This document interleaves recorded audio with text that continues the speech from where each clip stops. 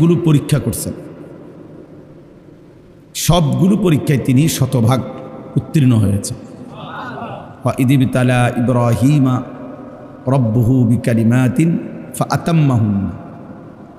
আল্লাহ তাআলা বলেন, আল্লাহ তাআলা তার ইব্রাহিমের অনেকবার অনেক কথা বলেই অনেকভাবেই পরীক্ষা করেছেন, তিনি সব পরীক্ষায় পূর্ণাঙ্গভাবে আদায় করেছেন। ইব্রাহিম আলাইহিস সালাম অনেক দিক থেকে ওনার অনেক বৈশিষ্ট্য।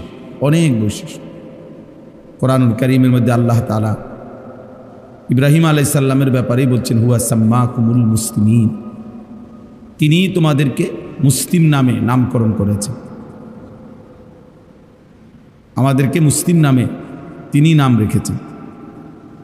কোরআনুল কারীমের মধ্যে আছে, আল্লাহ তাআলা বলছে ইব্রাহিম আলাইহিস সালাম কানা উম্মাতান, ইব্রাহিম আলাইহিস সালাম একজন ব্যক্তি একটা জাতি, মানে একজন ব্যক্তি একটা জাতি, অর্থাৎ এত বেশি ব্যক্তিত্ব প্রভাব, এত বেশি ওনার সম্মান মর্যাদা খেদমত, যে আল্লাহ তাআলা বলছে সে একাই যেন একটা জাতি। এরকম অনেকগুলো মর্যাদা, সমস্ত মর্যাদার পিছনে একটা বড় কারণ হলো আল্লাহ তাআলা যতবারই পরীক্ষা নিয়েছেন, কঠিন থেকে কঠিন, প্রত্যেকটি পরীক্ষায় তিনি উত্তীর্ণ হয়েছেন। সবগুলো পরীক্ষা তাফসীরের মধ্যে আছে, হযরত আব্দুল্লাহ ইবনে আব্বাস রাদিয়াল্লাহু তাআলা আনহুমা বলছেন, আল্লাহ তাআলা 30টি পরীক্ষা করছেন ইব্রাহিম আলাইহিস সালামকে। কোনো বর্ণনায় 70টার কথাও আছে। তো এই 30টা পরীক্ষা হোক আর 70টা পরীক্ষা হোক, সবগুলো পরীক্ষার মধ্যে মূল বক্তব্য ছিল একটা জিনিস, সেটা হলো আল্লাহ তাআলা বারবার দেখতে চেয়েছেন যে ইব্রাহিম সর্বোচ্চ ভালোবাসা আল্লাহকেই ভালোবাসে না মাখলুককে, অন্য কিছুকে। এই মূলত পরীক্ষা সবগুলো, আগুনের কুণ্ডলী বলেন, নমরুদের মুখোমুখি বলেন, আর সন্তানকে জবাই করা বলেন, এবং আরও যা সবগুলো পরীক্ষাতে আল্লাহ তাআলা বারবার চেয়েছেন ইব্রাহিমের কলিজা জুড়ে আল্লাহর ভালোবাসা সর্বোচ্চ কিনা। তাফসীরের মধ্যে আছে, সর্বপ্রথম খতনা, আমরা যে পুরুষ খতনা করায়, এটা আল্লাহ তাআলা ইব্রাহিম আলাইহিস সালামকে আদেশ করছে। বয়সকালে ইব্রাহিম আলাইহিস সালাম নিজের খতনা নিজে করাইছে, আল্লাহর হুকুম মেনে নিছে। সর্বপ্রথম চুল দাড়ি সাদা হয়েছে ইব্রাহিম আলাইহিস সালাম, অর্থাৎ এর আগে মানুষের চুল দাড়ি সাদা হইতো না, কালোই থাকতো মৃত্যু পর্যন্ত, বুড়া হইল। এটার জন্য অনেক বিদ্রুপ কওমের সহ্য করতে হয়েছে ওনাকে। সবাই বলছে ধর্মান্তরিত হওয়ার কারণে, বাপদাদার ধর্ম ছেড়ে দেওয়ার কারণে এমন হয়েছে, কিন্তু তিনি আল্লাহ তাআলার ভালোবাসায় সেটা গ্রহণ করে নিয়েছেন। ছোটবেলায় ওনার আব্বা মা মূর্তি পূজা করত, মূর্তি পূজা করতো না শুধু, ওনার আব্বা মূর্তি বিক্রি করতো বানাইয়া। তাহলে মূর্তি বিক্রেতার ঘরে জন্ম নিয়েও আপন মা বাবাকে একবারে প্রথম থেকেই তিনি মূর্তির বিরোধিতা করছেন, তাওহীদের দাওয়াত দিয়েছেন। এটা অনেক বড় মহব্বত এবং হিম্মতের ব্যাপার। ইয়া আবাতি লিমা তা'বুদু মা লা ইয়াসমা'ু ওয়া লা ইউবসিরু ওয়া লা ইউগনি আনকা শাইআ। কোরআন শরীফে আছে, তিনি তার পিতাকে বললেন, হে বাবা, আপনি কিসের ইবাদত করেন?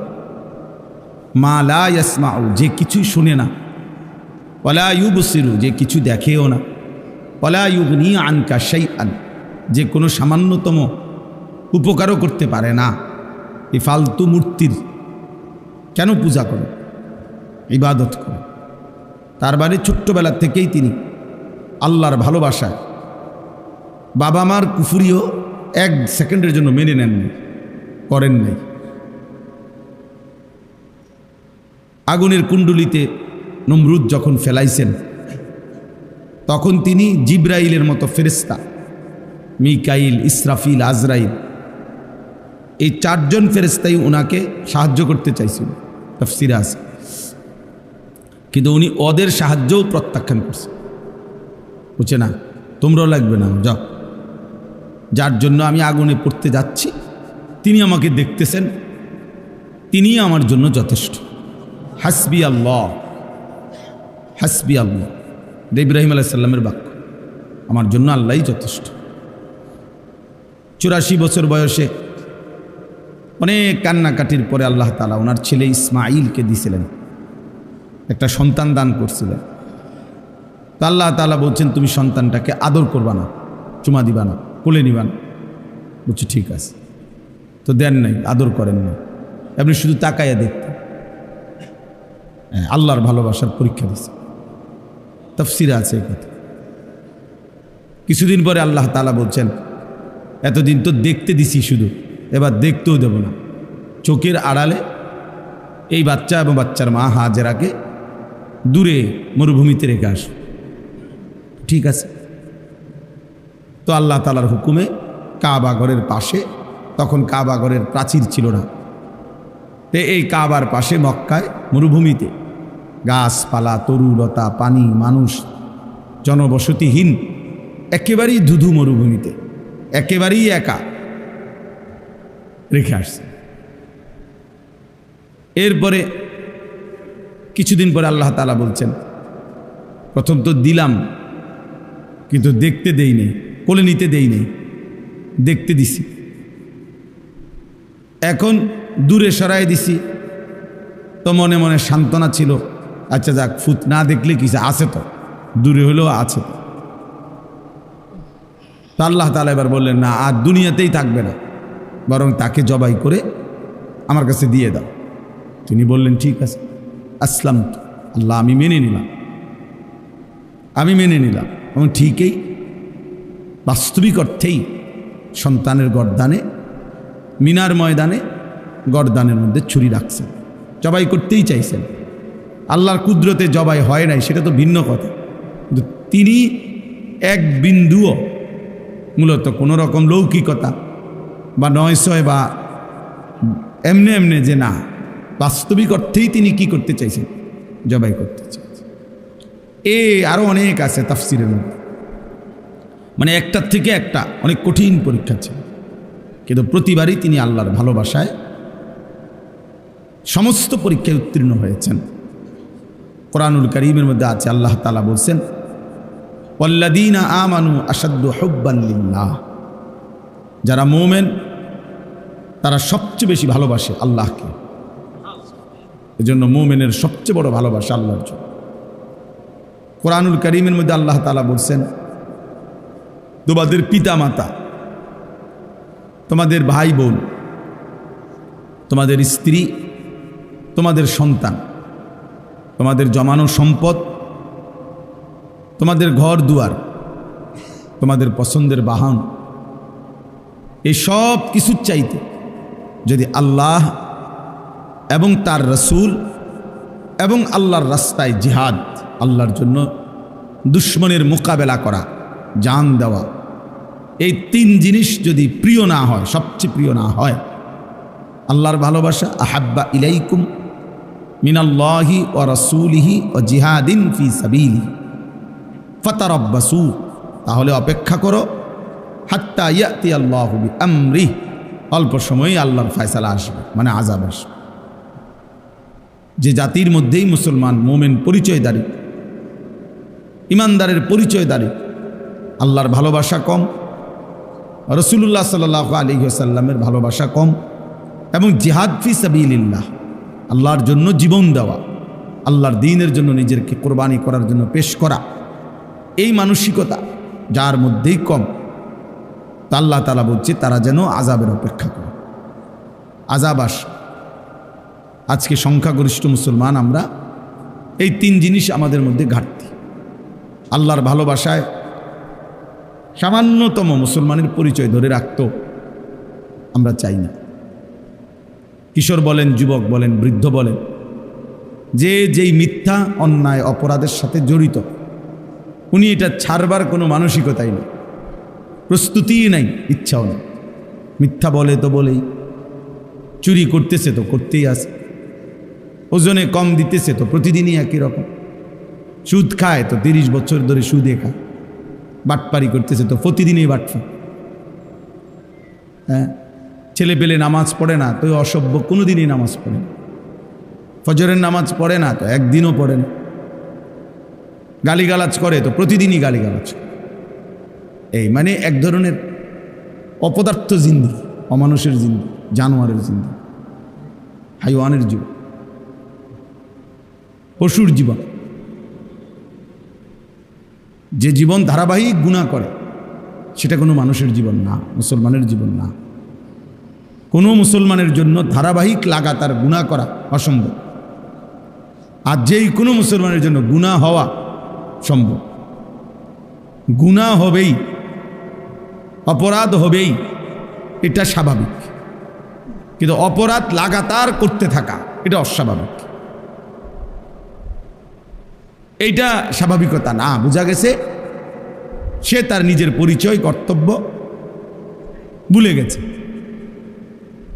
প্রত্যেক দিন একই রকম পাপ, এটা হতেই পারে না মুসলমানের দ্বারা, মানুষের দ্বারা। হুঁচট খাইতে পারে কেউ, নিয়ম হইলেও কেউ চলার পথে জীবনে হুঁচট খাইতে পারে, পিছলা খাইতে পারে, কখনো সখনো কারো কোনো কাজে ভুল হইতে পারে, ব্যর্থতা হইতে পারে, লস হইতে পারে। কিন্তু যে কোনো দুনিয়ার ব্যবসায়ীও এটা বুঝবে যে কেউ লাগাতার 30 বছর প্রতিদিন লস খায় না।